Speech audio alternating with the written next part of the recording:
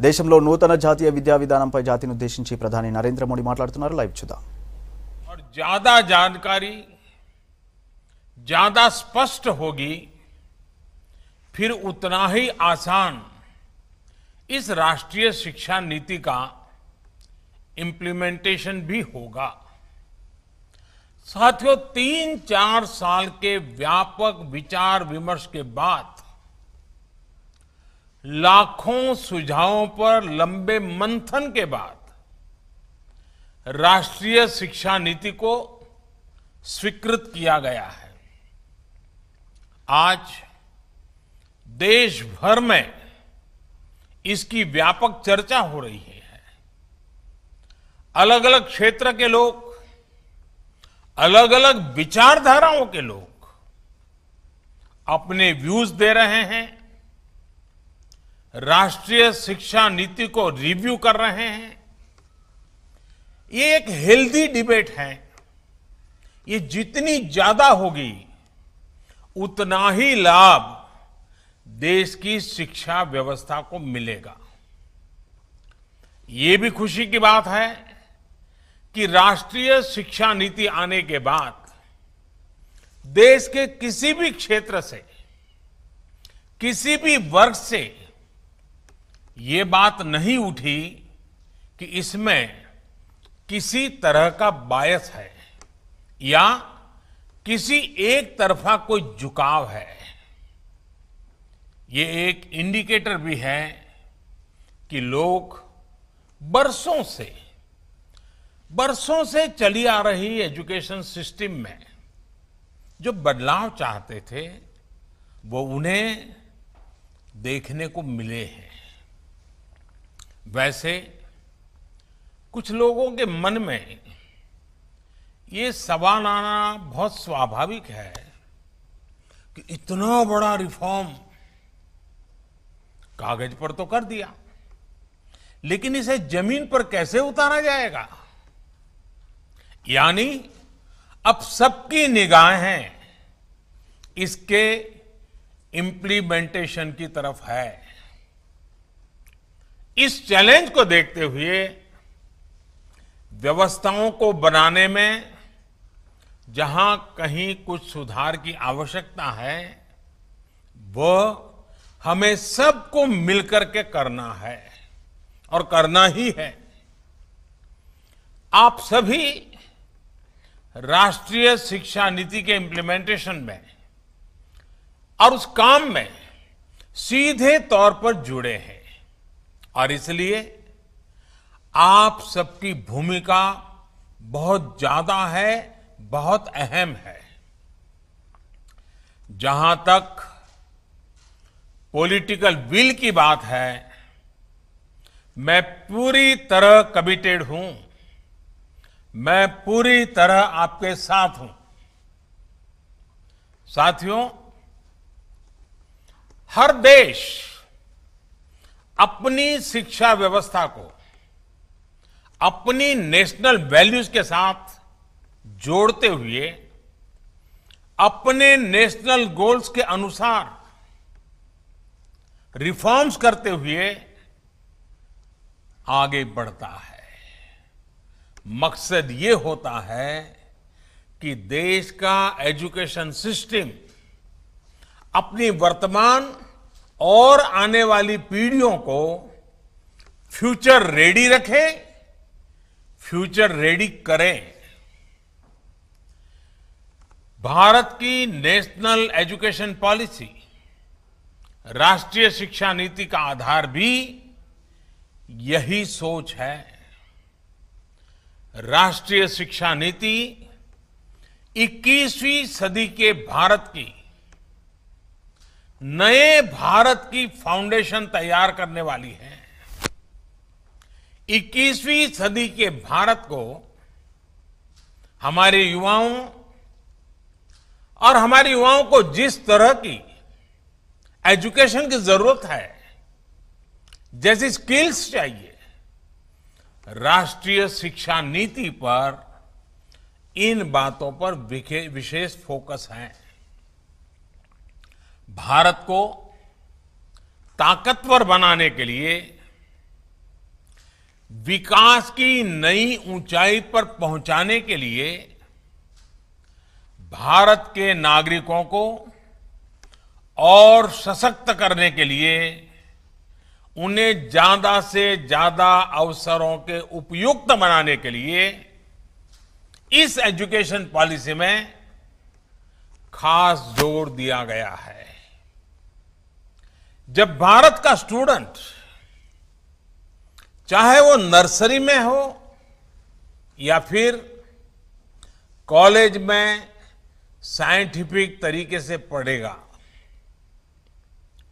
तेजी से बदलते हुए समय और तेजी से बदलती जरूरतों के हिसाब से पढ़ेगा, तो वो नेशन बिल्डिंग में कंस्ट्रक्टिव भूमिका निभा पाएगा। साथियों, बीते अनेक वर्षों से हमारे एजुकेशन सिस्टम में बड़े बदलाव नहीं हुए थे। परिणाम ये हुआ कि हमारे समाज में क्यूरोसिटी और इमेजिनेशन की वैल्यूज को प्रमोट करने के बजाय भेड़ चाल को ही प्रोत्साहन मिलने लगा था। कभी डॉक्टर बनने के लिए होड़ लगी, कभी इंजीनियर बनाने की होड़ लगी, कभी वकील बनाने की होड़ लगी। इंटरेस्ट, एबिलिटी और डिमांड की मैपिंग किए बिना होड़ लगाने की प्रवृत्ति से एजुकेशन को बाहर निकालना जरूरी था।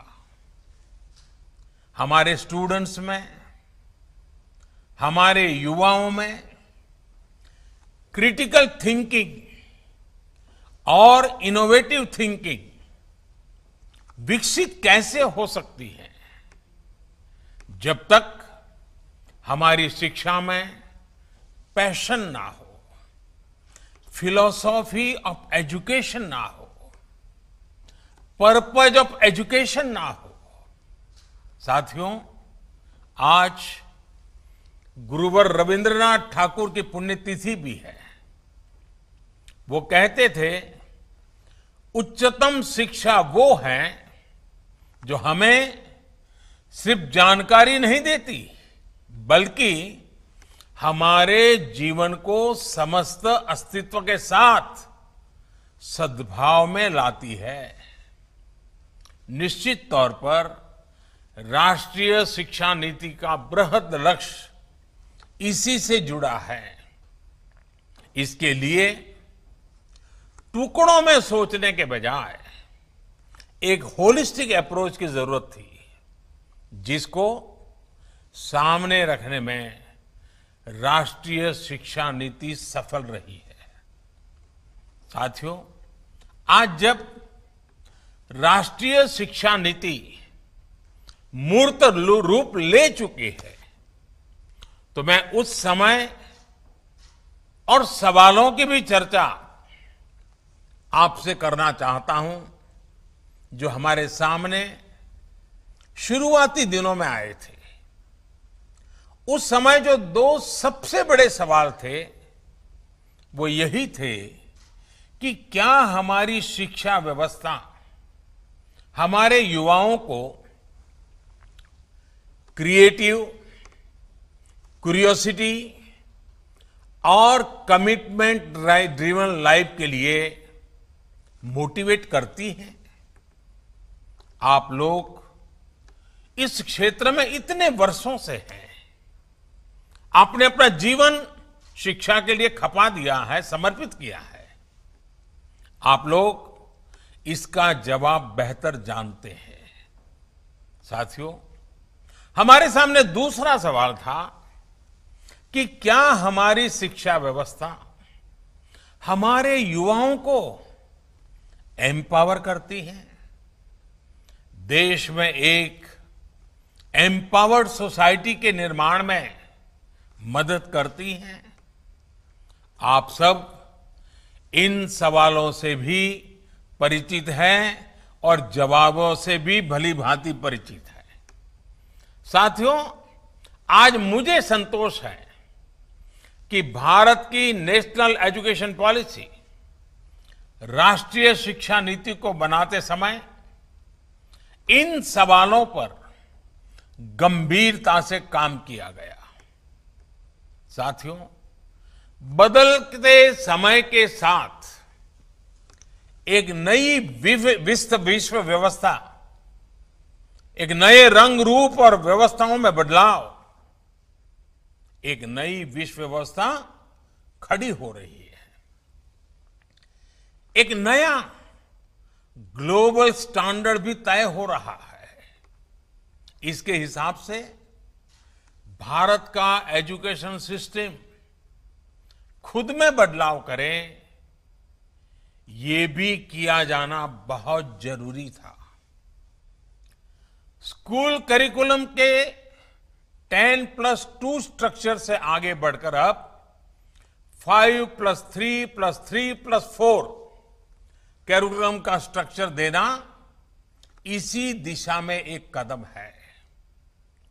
हमें अपने स्टूडेंट्स को ग्लोबल सिटीजन भी बनाना है और इसका भी ध्यान रखना है कि वे ग्लोबल सिटीजन तो बने, लेकिन साथ साथ अपनी जड़ों से भी जुड़े रहें। जड़ से लेकर के जग तक, मनुष्य से मानवता तक, अतीत से आधुनिकता तक सभी बिंदुओं का समावेश करते हुए इस राष्ट्रीय शिक्षा नीति का स्वरूप तय किया गया है। साथियों, इस बात में कोई विवाद नहीं है कि बच्चों के घर की बोली और स्कूल में पढ़ाई की भाषा एक ही होने से बच्चों के सीखने की गति बेहतर होती है। ये एक बहुत बड़ी वजह है जिसकी वजह से जहां तक संभव हो 5th क्लास तक बच्चों को उनकी मातृभाषा में ही पढ़ाने पर सहमति दी गई है। इससे बच्चों को और बच्चों की नींव तो मजबूत होगी ही, उनके आगे की पढ़ाई के लिए भी उनका बेस और मजबूत होगा। साथियों, अभी तक जो हमारी शिक्षा व्यवस्था है उसमें व्हाट टू थिंक, मैं बहुत जिम्मेवारी से बोल रहा हूं, व्हाट टू थिंक पर फोकस रहा है, जबकि इस शिक्षा नीति में हाउ टू थिंक उस पर बल दिया जा रहा है। ये मैं इसलिए कह रहा हूं कि आज जिस दौर में हम, और ये दौर ऐसा है जहां इंफॉर्मेशन और कंटेंट की कोई कमी नहीं है, एक प्रकार से बाढ़ आई हुई है। हर प्रकार की जानकारी आपके मोबाइल फोन पर अवेलेबल है। जरूरी यह है कि कौन सी जानकारी हासिल करनी है, क्या पढ़ना है। इस बात को ध्यान में रखकर ही राष्ट्रीय शिक्षा नीति में प्रयास किया गया है कि जो पढ़ाई के लिए लंबा चौड़ा सिलेबस होता है, ढेर सारी किताबें होती हैं, उसकी अनिवार्यता को कम किया जाए। अब कोशिश ये है कि बच्चों को सीखने के लिए inquiry based, discovery based, discussion based और एनालिसिस बेस्ड तरीकों पर जोर दिया जाए। इससे बच्चों में सीखने की ललक बढ़ेगी और उनके क्लास में उनका पार्टिसिपेशन भी बढ़ेगा। साथियों, हर विद्यार्थी को, स्टूडेंट को यह अवसर मिलना ही चाहिए कि वो अपने पैशन को फॉलो करे। वो अपनी सुविधा और जरूरत के हिसाब से किसी डिग्री या कोई कोर्स को फॉलो कर सके और अगर उसका मन करे तो वो छोड़ भी सके। अक्सर ऐसा होता है कि कोई कोर्स करने के बाद स्टूडेंट जब जॉब के लिए जाता है तो उसे पता चलता है कि जो उसने पढ़ा है वो जॉब की रिक्वायरमेंट को पूरा नहीं करता।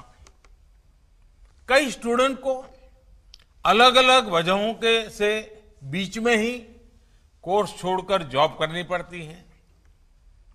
ऐसे सभी स्टूडेंट्स की जरूरतों का ख्याल रखते हुए मल्टीपल एंट्री एग्जिट का ऑप्शन दिया गया है। अब स्टूडेंट वापस अपने कोर्स से जुड़कर अपनी जॉब रिक्वायरमेंट के हिसाब से ज्यादा इफेक्टिव तरीके से पढ़ाई कर सकता है, लर्न कर सकता है। इसका एक और एस्पेक्ट है, जब स्टूडेंट्स को यह भी स्वतंत्रता होगी कि अगर वो कोई कोर्स बीच में छोड़कर दूसरे कोर्स में प्रवेश लेना चाहे तो वो कर सकते हैं।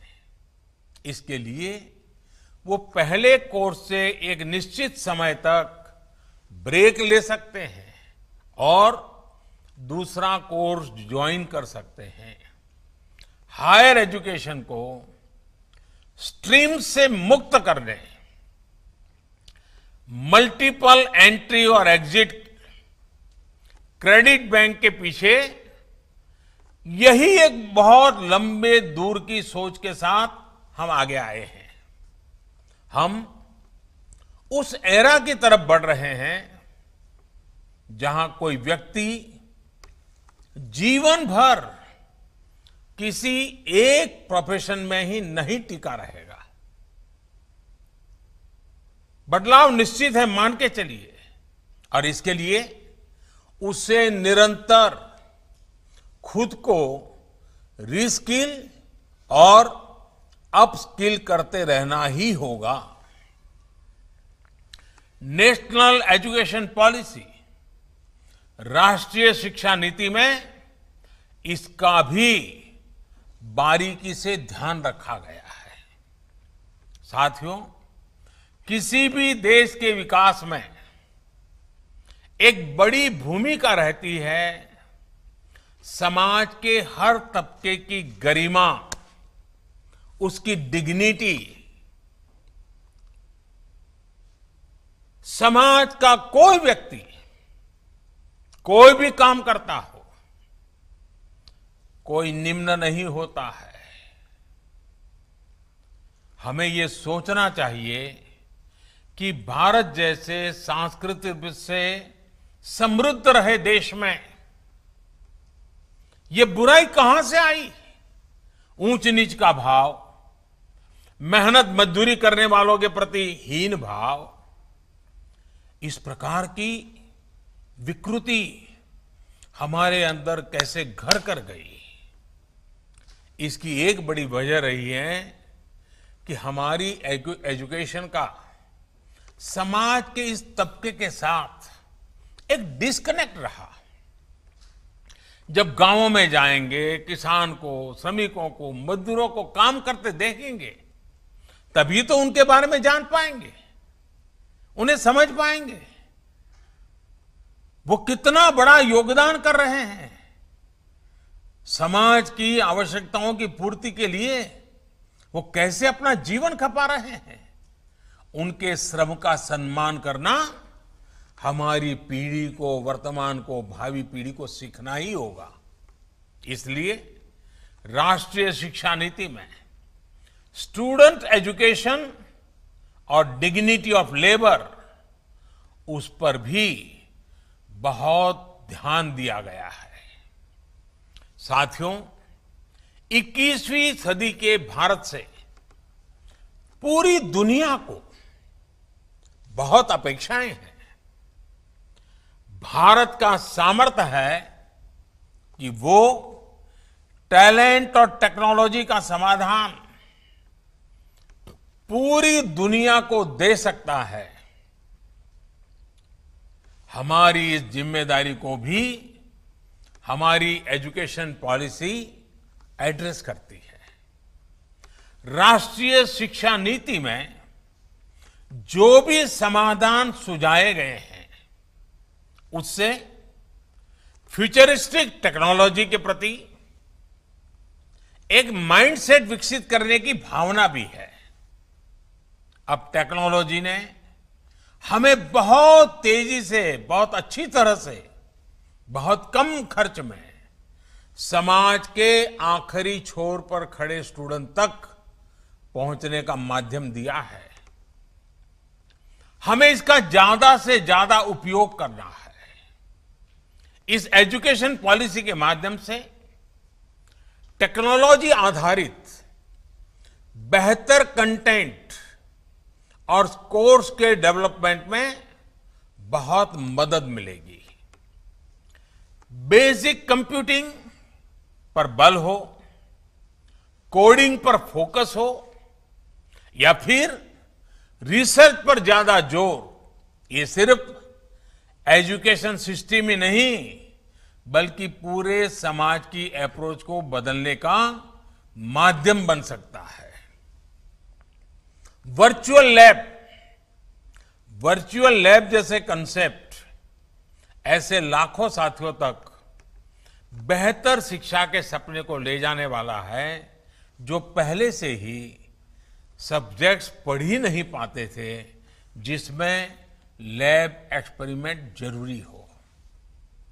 नेशनल एजुकेशन पॉलिसी, राष्ट्रीय शिक्षा नीति हमारे देश में रिसर्च और एजुकेशन के गैप को खत्म करने में भी अहम भूमिका निभाने वाली है। साथियों, जब इंस्टीट्यूशंस और इंफ्रास्ट्रक्चर में ये रिफॉर्म्स रिफ्लेक्ट होंगे तभी राष्ट्रीय शिक्षा नीति को अधिक प्रभावी और त्वरित गति से इंप्लीमेंट किया जा सकेगा। आज समय की मांग है कि इनोवेशन और एडॉप्शन की जो वैल्यूज हम समाज में निर्मित करना चाहते हैं वो खुद हमारे देश के इंस्टीट्यूशन से शुरू होनी चाहिए, और जिसका नेतृत्व आप सबके पास है। जब हम एजुकेशन और विशेष हायर एजुकेशन को एम्पावर्ड सोसाइटी के निर्माता के रूप में खड़ा करना चाहते हैं तो इसके लिए हायर एजुकेशन इंस्टीट्यूशंस को भी एम्पावर करना जरूरी है। और मैं जानता हूं जैसे ही इंस्टीट्यूशंस को एम्पावर करने की बात आती है तो उसके साथ ही एक और शब्द चला आता है, और वो शब्द आप बड़ी बात ही जानते हैं। वो शब्द क्या है? ऑटोनॉमी। ऑटोनॉमी। आप भी जानते हैं कि ऑटोनॉमी को लेकर हमारे यहां दो तरह के मत पूरे देश में प्रवर्तमान है। एक कहता है कि सब कुछ सरकारी नियंत्रण से पूरी सख्ती से चलना चाहिए, तो दूसरा कहता है कि सभी संस्थानों को बाय डिफॉल्ट ऑटोनॉमी मिलनी चाहिए।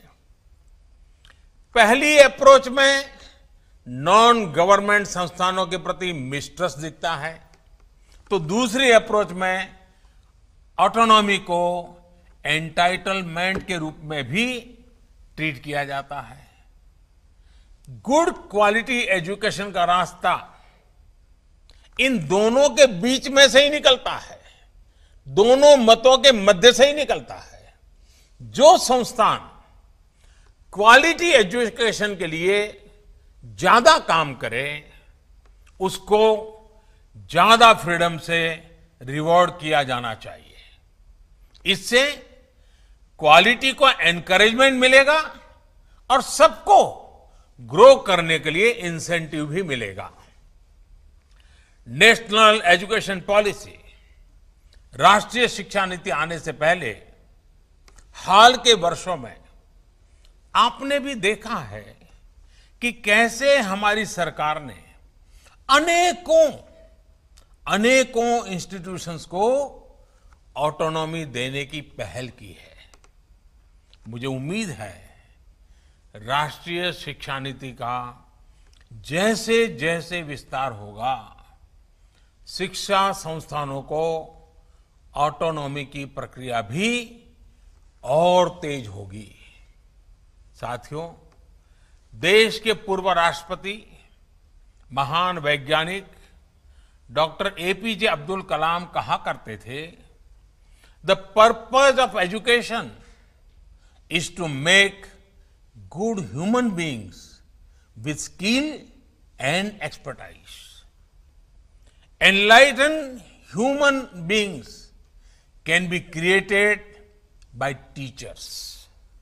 वाकई शिक्षा व्यवस्था में बदलाव देश को अच्छे स्टूडेंट्स, अच्छे प्रोफेशनल्स और उत्तम नागरिक देने का बहुत बड़ा माध्यम आप सभी हैं, आप सभी टीचर्स ही हैं, प्रोफेसर्स ही हैं। शिक्षा जगत से जुड़े आप ही लोग इस काम को करते हैं और कर सकते हैं। इसलिए नेशनल एजुकेशन पॉलिसी, राष्ट्रीय शिक्षा नीति में डिग्निटी ऑफ टीचर्स का भी ध्यान रखा गया है। एक प्रयास ये भी है कि भारत का जो टैलेंट है वो भारत में ही रहकर आने वाली पीढ़ियों का विकास करे। राष्ट्रीय शिक्षा नीति में टीचर ट्रेनिंग पर बहुत जोर है। वो अपनी स्किल्स लगातार अपडेट करते रहें, इस पर बहुत जोर है। I believe when a teacher learns, a nation leads. साथियों, नेशनल एजुकेशन पॉलिसी, राष्ट्रीय शिक्षा नीति को अमल में लाने के लिए हम सभी को एक साथ संकल्पबद्ध होकर काम करना है। यहां से universities, colleges, school education boards, अलग अलग स्टेट्स, अलग अलग स्टेक होल्डर्स के साथ संवाद और समन्वय का नया दौर शुरू होने वाला है। आप सभी साथी, क्योंकि हायर एजुकेशन के सबसे शीर्ष संस्थानों के शीर्ष में है, तो आपकी जिम्मेदारी ज्यादा है। मेरा आग्रह है कि राष्ट्रीय शिक्षा नीति पर लगातार वेबिनार करते रहिए, डिस्कशंस करते रहिए, नीति के लिए रणनीति बनाइए, रणनीति को लागू करने के लिए रोड मैप बनाइए, रोड मैप के साथ टाइमलाइन जोड़िए, उसको इंप्लीमेंट करने के लिए रिसोर्सेज, ह्यूमन रिसोर्सेज, इस सबको जोड़ने की योजना बनाइए। और ये सारा चीज ये नई नीति के प्रकाश में आप ही को करना है। राष्ट्रीय शिक्षा नीति सिर्फ एक सर्कुलर नहीं है। राष्ट्रीय शिक्षा नीति सिर्फ सर्कुलर जारी करके, नोटिफाई करके इंप्लीमेंट नहीं हो सकती है। इसके लिए मन बनाना होगा। आप सभी को दृढ़ इच्छा शक्ति दिखानी होगी। भारत के वर्तमान और भविष्य को बनाने के लिए, आपके लिए, हम सब के लिए ये एक महायज्ञ है। 21वीं सदी में मिला हुआ एक बहुत बड़ा हमें अवसर है। हमारे इन प्रयासों से पूरी शताब्दी को एक दिशा मिलने वाली है। और इसमें इस गौरवपूर्ण अध्याय में जुड़ने के लिए मैं आपको निमंत्रित देता हूं। इसमें आपका योगदान बहुत आवश्यक है। इस कॉन्क्लेव को देख रहे, सुन रहे प्रत्येक का योगदान आवश्यक है। मुझे विश्वास है इस कॉन्क्लेव में राष्ट्रीय शिक्षा नीति के इफेक्टिव इंप्लीमेंटेशन को लेकर बेहतर सुझाव, बेहतर समाधान निकल करके आएंगे। और मैं विशेष रूप से आज जब मुझे अवसर मिला है तो सार्वजनिक रूप से डॉक्टर कस्तूरी रंगन जी का, उनकी पूरी टीम का बहुत बहुत अभिनंदन करता हूं, बहुत बहुत धन्यवाद करता हूं। यह काम छोटा नहीं था, बहुत बड़ा काम था। बहुत लोगों के सुझाव थे, बहुत अपेक्षाएं थी, और फुल स्टॉप कॉमा भी उधर उधर हो जाता तो पता नहीं क्या हो जाता। और इसलिए कस्तूरी रंगन जी और उनकी टीम ने कितनी बारीकी से एक तपस्या की तरह इस काम को किया होगा, तब जाकर के संपूर्णतया विवादों से मुक्त, विश्वास से भरी हुई, सपनों को संवारने वाली, संकल्प को ताकत देने वाली और सिद्धि में अटूट श्रद्धा के साथ ये नई शिक्षा नीति हमारे सामने आई है। मुझे विश्वास है कि देश के भावी पीढ़ी के उज्जवल भविष्य के लिए, वर्तमान पीढ़ी के सामर्थ्य को बढ़ाने के लिए ये नई शिक्षा नीति बहुत काम आएगी। मैं फिर एक बार शिक्षा जगत के आप सभी महानुभावों को प्रणाम करते हुए बहुत बहुत शुभकामनाएं देता हूं, बहुत बहुत आभार व्यक्त करता हूं।